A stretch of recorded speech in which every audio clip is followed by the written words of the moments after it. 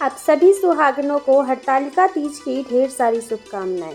पौराणिक कथाओं के अनुसार हरियाली तीज का व्रत पति की लंबी उम्र के लिए रखा जाता है। यह त्यौहार देवी पार्वती और भगवान शिव को समर्पित है। ऐसा माना जाता है कि इस दिन माता पार्वती ने भगवान शिव को पति के रूप में पाने के लिए कठोर व्रत और तपस्या की थी। त्यौहार माता पार्वती और भगवान शिव की इसी भक्ति और मिलन के उपलक्ष्य में मनाया जाता है। इस व्रत में महिलाएं जल और अन्न ग्रहण नहीं करती हैं, इसलिए हरतालिका व्रत को बहुत कठिन व्रत माना जाता है। हरतालिका तीज पर माता पार्वती और भगवान शंकर की विधि विधान से पूजा की जाती है। हरतालिका तीज प्रदोष काल में किया जाता है। सूर्यास्त के बाद के 3 मुहूर्त को प्रदोष काल कहा जाता है। यह दिन और रात के मिलन का समय होता है। इस दिन भगवान शिव, माता पार्वती और भगवान गणेश की बालू, रेत और काली मिट्टी की प्रतिमा हाथों से बनानी चाहिए। पूजा स्थल को फूलों से सजाकर एक चौकी रखें और उस चौकी पर केले के पत्ते रखकर भगवान शंकर, माता पार्वती और भगवान गणेश की प्रतिमा स्थापित करें। देवताओं का आवाहन करते हुए भगवान शिव, माता पार्वती और भगवान गणेश का षोडशोपचार पूजा करें।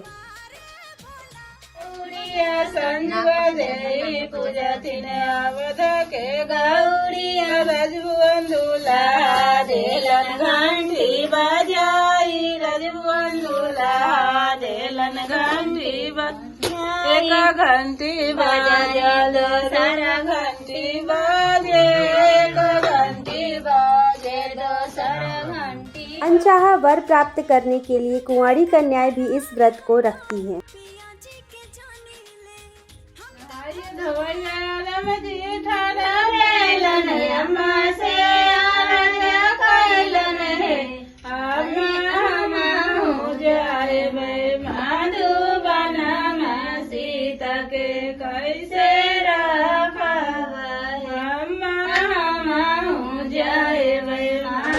जबले चांद सूरज करे उजियारे भोला, जबले बहे गंगा जमुना के धारे भोला, बनल रहे सही से नूरा सिंगारे भोला, बनल रहे सही से नूरा सिंगारे भोला।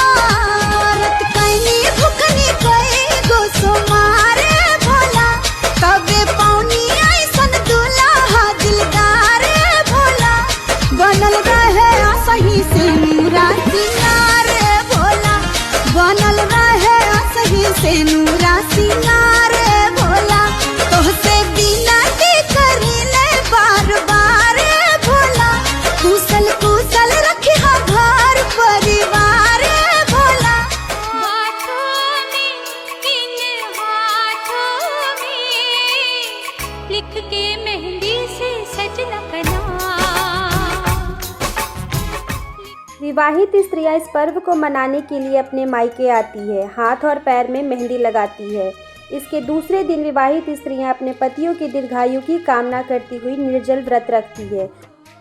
इस दिन स्त्रियां भी प्रकृति के साथ एकाकार होती हुई अपने मनपसंद की वस्त्र और चूड़ियां पहनती है। वे लोकगीत गाती हुई झूला झुलाती हैं। विवाहित स्त्रियां चंद्रमा की भी पूजा करती हैं। देवताओं का आवाहन करते हुए भगवान शिव, माता पार्वती और भगवान गणेश का षोडशोपचार पूजा करें।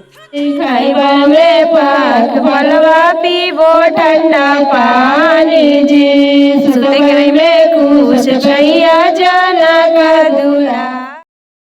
इस दिन सुहाग की पिटारी में सुहाग की साड़ी वस्तु रखकर माता पार्वती को चढ़ाया जाता है। इसमें शिव जी को धोती और अंगूछा चढ़ाया जाता है। यह सुहाग सामग्री सास के चरण स्पर्श करने के बाद ब्राह्मणी और ब्राह्मण को दान देना चाहिए।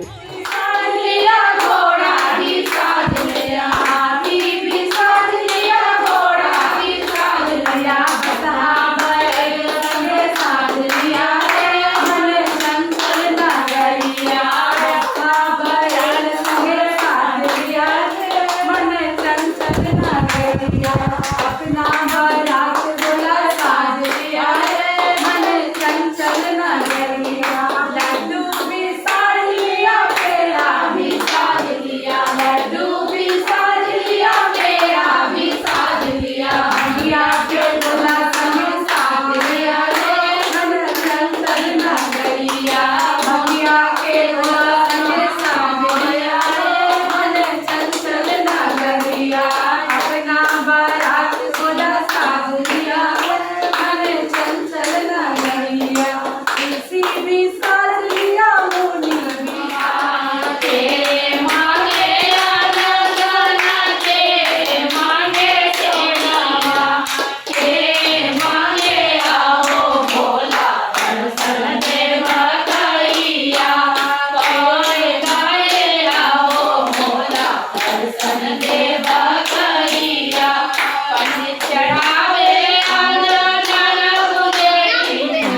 सीता पे ठहलन गे माई से सब विदेश से मुनि लोग अयलन से तुलसी चढ़ाए बड़ी याद जाए। एक पेरा तुलसी रोपली, एक पेरा तुलसी रोपली, पूजा पाठ करे लगी से ओ तुलसी गाए लगसु खाई ओ राम जी हमार दिलवा में तुलसी लगवाला तुलसी होला से कोई राम जी के देखल लगवाला तुलसी होला से पतवा तुलसी के तीन पतवा देखते सोहावने देखते सोहावने तुलसी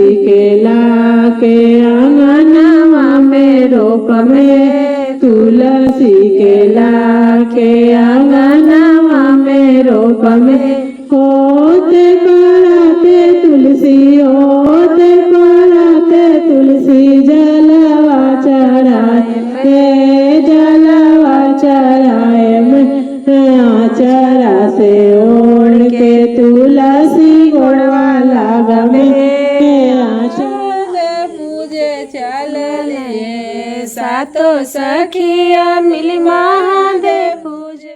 सुती शिवजी बेला के पाताइया तो गौरा रानी पूछली गौरा रानी पूछली हो शिवजी ऐसा स्वामी ऐसन कवनो व्रत बतलाई तीजे पति के उमर बढ़े पति के उमर बढ़े हो हे स्वामी ऐसन कौनो व्रत बतलाई तीजे पति के उमर बढ़े पति के उमर बढ़े हो।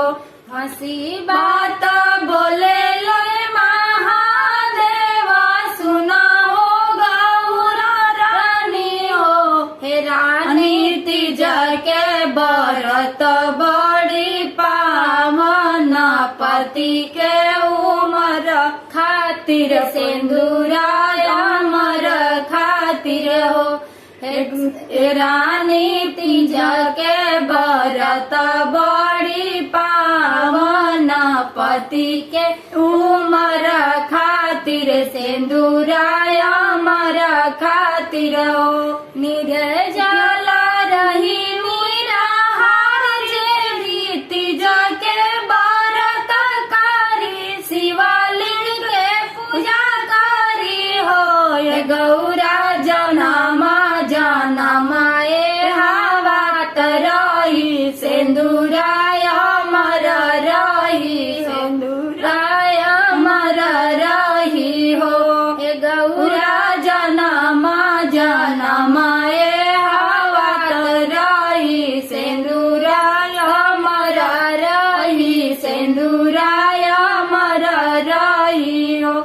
कुंवारी कन्या मिली सुंदर साजन योगी ससुरार मिले हो हे गौरा होई मनोरथ सब पूर्ण जे तीज के व्रत कारी विधि से वरण कारी हो हे गौरा होई मनोरथ सब पूर्ण जे तीज के व्रत करी विधि से बहुजन करी हो।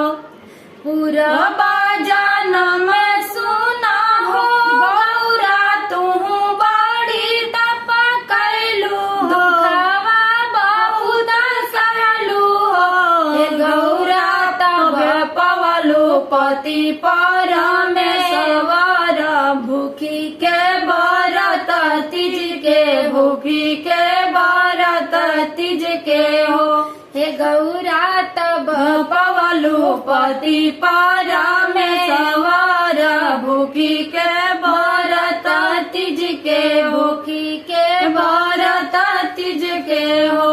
हिम राजा घरे लिहालू जनमवा मैना रानी के कोखिया से हो हे गौरानी सदीना धैलू हमारे ज्ञानवा तो कोई के नाम नवानो हे गौरानी धैलू हमारे दयानवा तो कोई के नाम नवानो बालू के शिवलिंग बनाई। पूजन के बाद तीज की कथा सुननी चाहिए। इस दिन रात्रि जागरण का खास महत्व होता है। आरती के बाद सुबह माता पार्वती को सिंदूर चढ़ाना चाहिए और ककड़ी हलवे का भोग लगाकर व्रत खोलना चाहिए। एक कथा के अनुसार माँ पार्वती ने अपने पूर्व जन्म में भगवान शंकर को पति रूप में प्राप्त करने के लिए हिमालय पर गंगा के तट पर अपनी बाल्यावस्था में अधोमुखी होकर घोर तप किया। इस दौरान उन्होंने अन्न का सेवन नहीं किया, काफी समय सूखे पत्ते चबाकर ही काटे और फिर कई वर्षों तक उन्होंने केवल हवा ही ग्रहण कर जीवन व्यतीत किया। माता पार्वती की यह स्थिति देखकर उनके पिता अत्यंत दुखी थे। इसी दौरान एक दिन महर्षि नारद भगवान विष्णु की ओर से पार्वती जी के विवाह का प्रस्ताव लेकर मां पार्वती के पिता के पास पहुंचे, जिसे उन्होंने सहर्ष ही स्वीकार कर लिया। पिता ने जब बेटी पार्वती को उनके विवाह की बात बतलाई तो वे बहुत दुखी हो गई और जोर जोर से विलाप करने लगी। फिर एक सखी के पूछने पर माता ने उन्हें बताया कि ये वो कठोर व्रत भगवान शिव को पति रूप में प्राप्त करने के लिए कर रही हैं, जबकि उनके पिता उनका विवाह श्री विष्णु से कराना चाहते हैं। तब सहेली की सलाह पर माता पार्वती घने वन में चली गई और वहां एक गुफा में जाकर भगवान शिव की आराधना में लीन हो गई। मां पार्वती के इस तपस्विनी रूप को नवरात्रि के दौरान माता शैलपुत्री के नाम से पूजा जाता है। भाद्रपद शुक्ल तृतीया तिथि के हस्त नक्षत्र में माता पार्वती ने रेत से शिवलिंग का निर्माण किया और भोलेनाथ की स्तुति में लीन होकर रात्रि जागरण किया। तब माता के इस कठोर तपस्या से प्रसन्न होकर भगवान शिव ने उन्हें दर्शन दिए और इच्छा अनुसार उनको अपने पत्नी के रूप में स्वीकार कर लिया। मान्यता है कि इस दिन महिलाएं विधि विधान पूर्वक और पूर्ण निष्ठा के साथ इस व्रत को करती हैं। वे अपने मन के अनुरूप पति को प्राप्त करती हैं। साथ ही यह पर्व दाम्पत्य जीवन में खुशी बनाए रखने के उद्देश्य से भी मनाया जाता है।